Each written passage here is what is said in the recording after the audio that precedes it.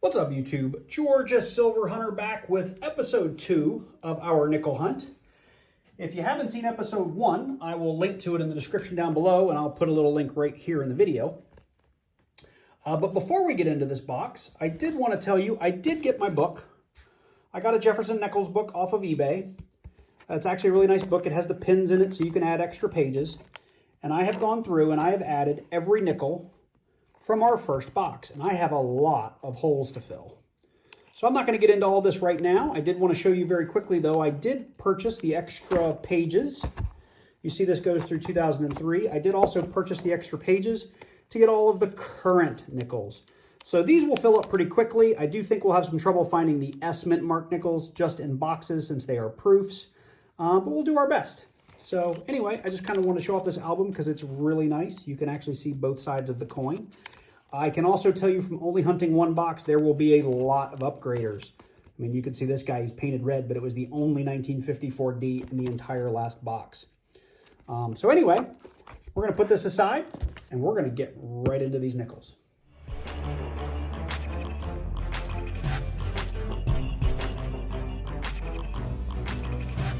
All right, we are on roll number 1, and we are already producing finds. So we have a 1954.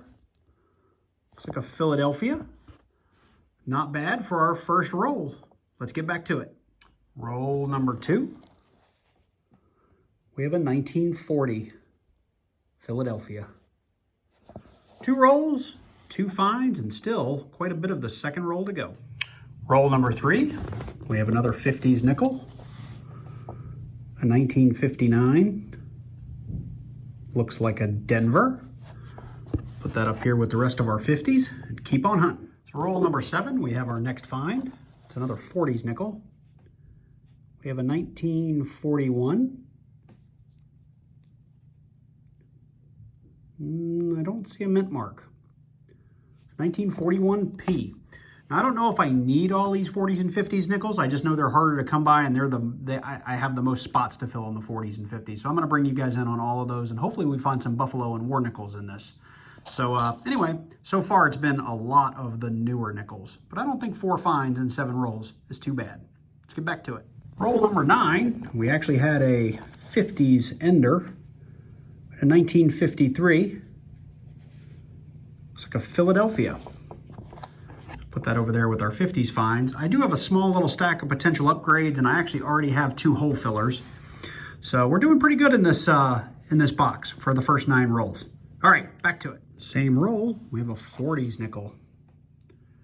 We have a 1946. What is that? I have to zoom in here. Is that an S? It's a 1946 S.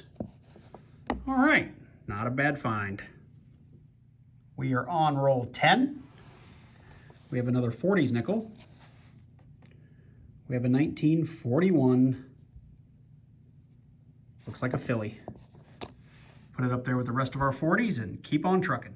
We are on roll number 16, and we have our next find of the box. A 1956 Denver. 1956 Denver. So now we are up to 4 40s, 4 50s, and we do have, over here on the side, 4 book fillers. I did not bring you in on the book fillers because they're just random dates that I didn't have any book, but I'll show you which ones they are when we get to the end of the video. So we're on roll 17, and we have another find, a 1946. Looks like Philadelphia. So we were on roll 27, and this crept up on me. I didn't think it was going to be something. It's really ugly, but it is a 1940 with, I don't know what you would call this, toning dirt. I can't even see if there's a mint mark. Hang on. Put it under the scope. It's a 1940S. Look at that, 1940S. We're definitely going to put that up here as a find. It'll probably even go in the book. I don't think I have one of these, but it's definitely going to get replaced the minute we find a nicer one. Very next roll, 28. about halfway through it.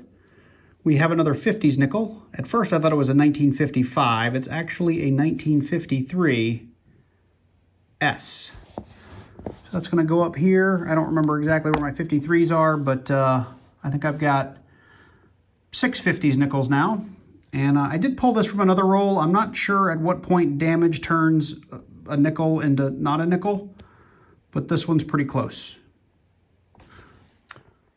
Roll 32, we have our next find. We have a 1956, looks like a Denver.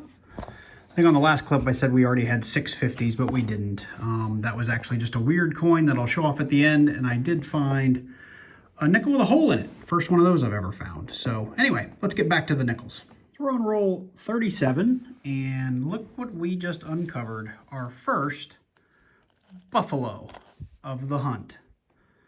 And it looks like we have a date. Here, let me put this down and zoom in.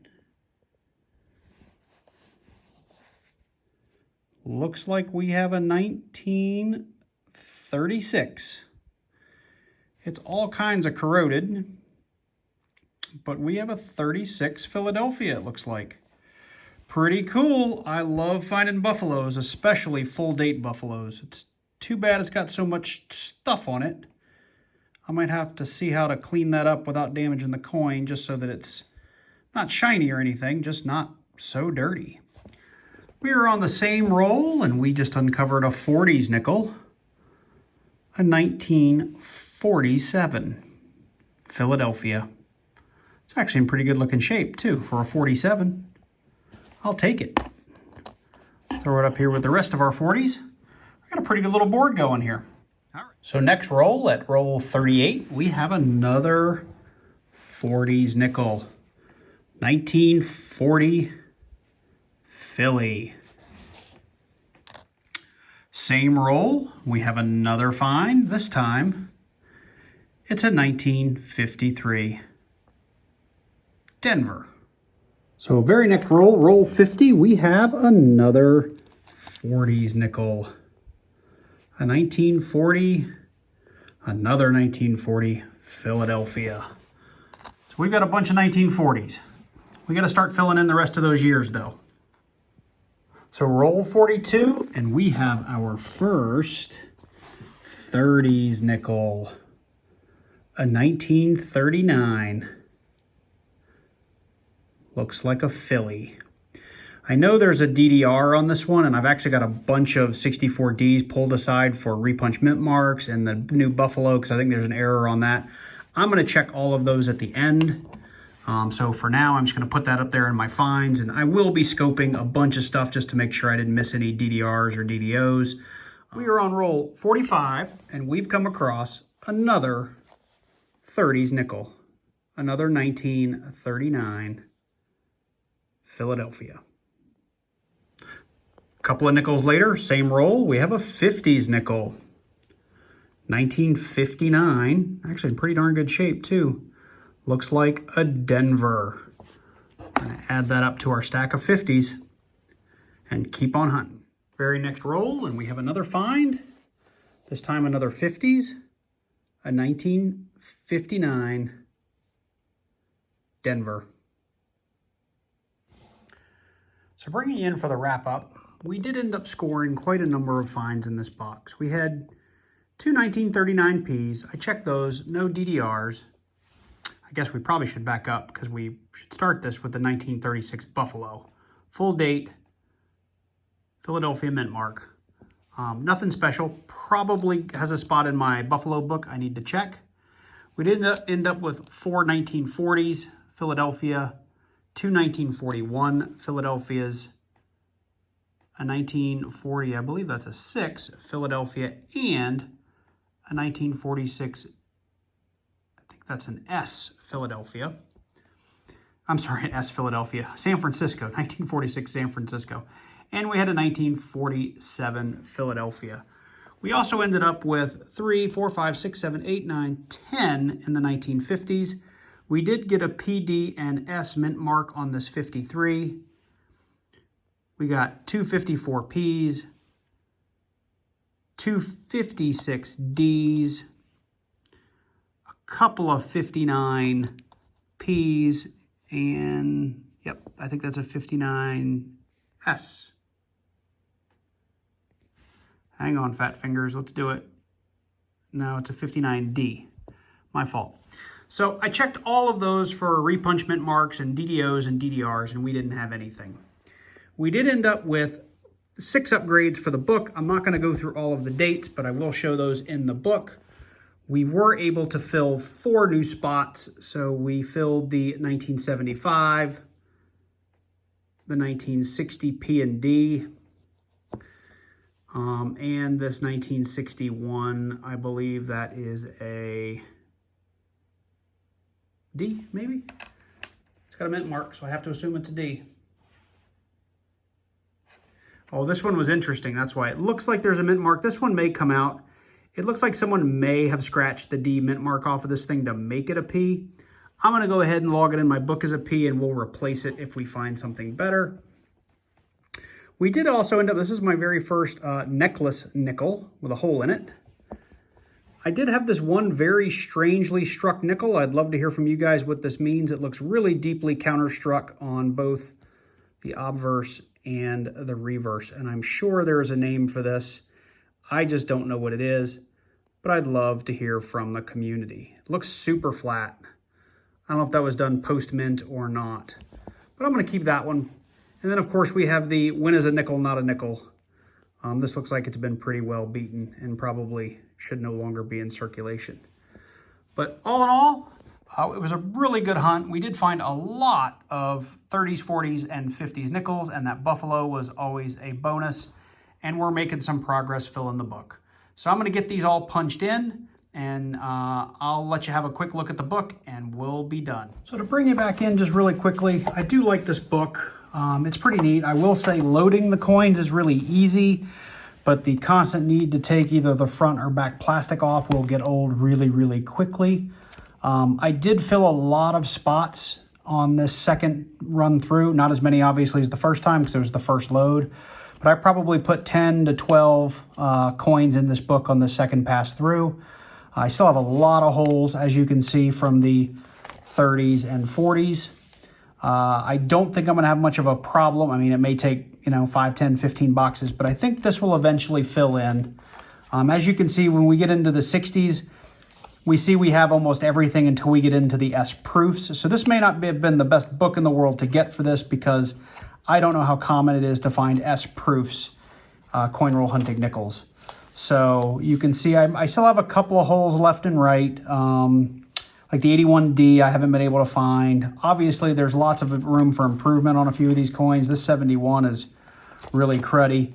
But I'm kind of already, after just 2 boxes in the later years, once you get into the late 60s, I'm really at this point just looking for, S proofs. The 86D also eludes me after just 2 boxes. And I think the 2009 as well has been tough to find.